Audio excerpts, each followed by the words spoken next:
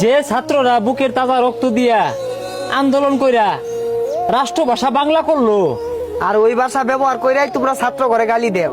বিষয়টা এমন হইল না যে থালে খাইলাম সেই থালের তলায় ফুটা করলাম।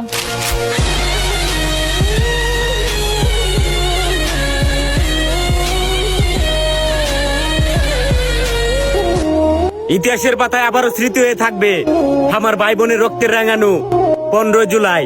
দেশের সন্তান হয়ে যদি দেশের অধিকার চাইতে গিয়ে হতে হয় রাজাকার, হার দিতে হয় জান, খালি হতে হয় মায়ের বুক। একবার ভাবেন কতটা নিকৃষ্ট হলে নারীদের গায়ে হাত তুলতে পারে। যুদ্ধের সময় যাদের জন্ম হয় নাই তারাও হয়ে গেছে আজ রাজাকার। কষ্ট কইরা পড়ালেখা কইরা মেধাবী হয়ে কি লাভ যদি আগামী দিনের ওই ছাত্ররাই যারা একদিন দেশের হয়ে লড়বে আর তারাই যদি না পায় অধিকার। আসলে অধিকার চাইতে গেলে তুমি হয়ে যাবে রাজাকার। তাহলে বয়কট করে দেওয়া হোক ওই রকম শিক্ষা ব্যবস্থা, বন্ধ করে দেওয়া হোক স্কুল কলেজের দরজা। আর দেশ চালাক মুক্তিযোদ্ধার নাতিপুতিরা।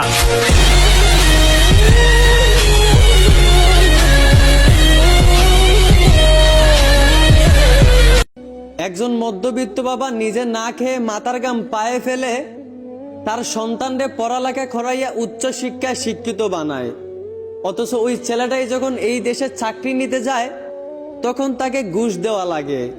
এর বিরুদ্ধে যদি আপনি কিছু বলতে চান তাহলে এই দেশের নেতা পেতারা আপনার পেছনে সমালোচনা করবে।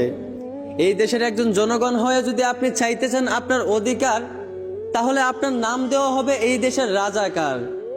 এই দেশে একজন মেধাবী ছাত্র হয়েও কোনো ফায়দা পাওয়া যায় না, কারণ এই দেশে শুধু মুক্তিযোদ্ধাদের নাতিপুতিদেরই সম্মান দেওয়া হয়, সাধারণ জনগণের কোনো মূল্য দেওয়া হয় না।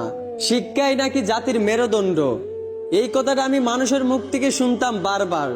তবে কেন আজ শিক্ষিত এবং মেধাবী ছাত্ররা তাদের অধিকার চাইলে তাদের নাম দেওয়া হয় রাজাকার?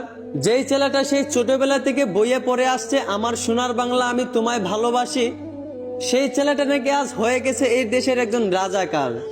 বড্ড আফসোস লাগে, যেই দেশে পড়ালেখা কইরা একজন মেধাবী ছাত্র হয়েও নিজের অধিকার পাওয়া যায় না, ওই দেশে শিক্ষাই জাতির মেরুদণ্ড, এই কথাটা মানায় না। শেষে একটা কথাই বলবো, তুমি কে আমি কে, রাজাকার রাজাকার। নির্লজ্জের মতো এইসব না বইলা বীর পুরুষের মতো ছিনিয়ে নাও তুমি তোমার নিজের অধিকার।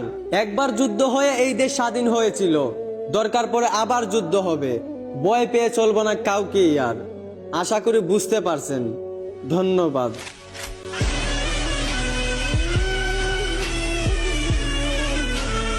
আমার এই সোনার বাংলাদেশে জন্ম নেওয়ার কারণে একদিন মানুষ আফসোস করে বলবো, হে আল্লাহ, এখন জালিমদের দেশে পাঠাইলা, এর থেকে আমারে উঠায় নিলেও চলবো।